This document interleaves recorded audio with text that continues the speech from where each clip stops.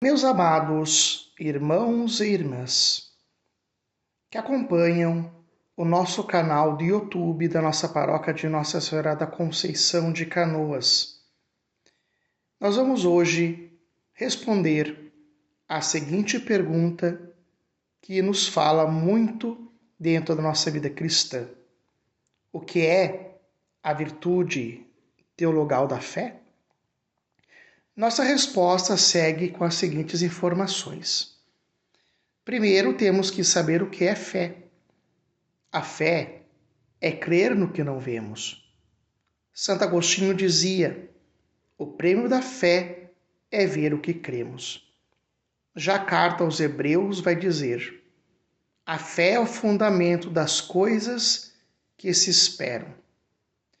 O nosso Catecismo da Igreja Católica, lá no parágrafo 1814, diz assim: a fé é a virtude teologal pela qual cremos em Deus em tudo o que disse e revelou, e que a Santa Igreja nos propõe crer, porque Ele é a própria verdade.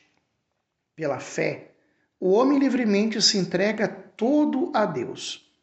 Por isso, o fiel procura conhecer e fazer a vontade de Deus. Se a fé é virtude teologal, portanto, ela é sobrenatural e infusa, dada por Deus no ato do sacramento do batismo.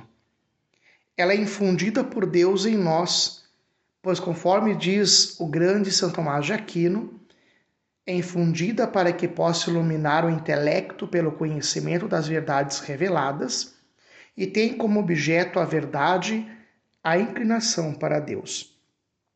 Nessa explicação de que a fé ilumina a razão para conhecer a verdade, percebe-se a fé como um ato racional e, portanto, tem como objeto claro a verdade revelada. Santo Agostinho, ele novamente diz: a fé e a razão caminham juntas, mas a fé, ela vai mais longe. A fé necessita de um passo, o que se chama o ato da fé. É sempre o ato, meus amados. É sempre um passo, é sempre uma confiança. E a fé não vê nada, mas limita-se a crer pela autoridade de quem dá o testemunho. A teologia chama esse passo de non visus, pois a fé muitas vezes é incompatível com a visão e por isso desaparecerá absolutamente no céu ao ser substituída pela visão beatífica de nosso Deus. A fé também tem sua excelência, pois nos faz adentrar nos mistérios revelados, como a Trindade, a Encarnação, a Redenção, a Santa Missa e a vida eterna. E quando nós prescrutamos as Sagradas Escrituras, em tantas passagens, vemos o ato de fé de tantos homens e mulheres que foram curados por Jesus.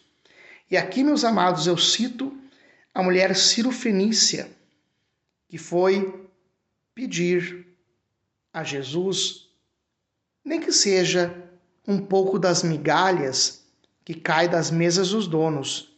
Como pagã, ela queria as migalhas da salvação. E Jesus vê a humildade daquela mulher e diz: mulher, grande é a tua fé.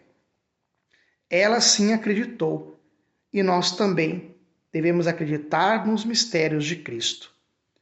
A fé, meus amados, também requer testemunho. Declarar nossa fé é um ato de fidelidade à vontade de Deus e o assentimento à sua verdade. Os mártires da Igreja demonstraram o exemplo claro do testemunho da fé. Eu poderia, meus amados, citar muitos desses exemplos maravilhosos, magníficos e que rompem a nossa vida com grande testemunho. Mas gostaria de trazer um pequeno dado sobre o martírio de Santa Águeda, virgem e mártir do século III. Nascida na Catânia, Itália, descendente de uma família nobre cristã, desde muito cedo ela foi consagrada a Deus, Porém, com o passar dos anos, acabou sendo pretendida por Quinciliano, o homem de má índole, que também queria que ela se sacrificasse aos deuses pagãos. Pelo fato dela não sujeitar-se a esta prática, de imediato foi entregue às meretrizes, que nada fizeram a ela. Logo, esta mártir foi exposta aos suplícios, tais como torturas e corte dos seus seios. No cárcere, obteve a cura milagrosa pelo apóstolo São Pedro, enviado do céu. E vendo esta cura milagrosa, Quinciliano, revoltado, mandou que espalhassem conchas partidas e lançasse para debaixo delas brasas incandescentes, e após rolassem sobre elas seu corpo nu, mas um terremoto abalou a cidade. Voltando para o cárcere, orou e encontrou a irmã morte. E quando ela estava para ser sepultada, apareceu um jovem vestido de seda, acompanhado de 100 homens vestidos de branco, nunca vistos, e colocaram junto da cabeça uma lápide. E logo desapareceram. Nesta lápide estava escrito: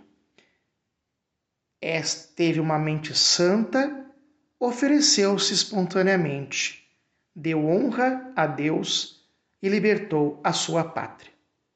Portanto, meus amados, ao observar a história desta mártir da Igreja, torna-se possível perceber que pela fé iniciou-se a vida eterna. Somente a fé nos conduz à posse da eternidade, como diz São Paulo aos Coríntios.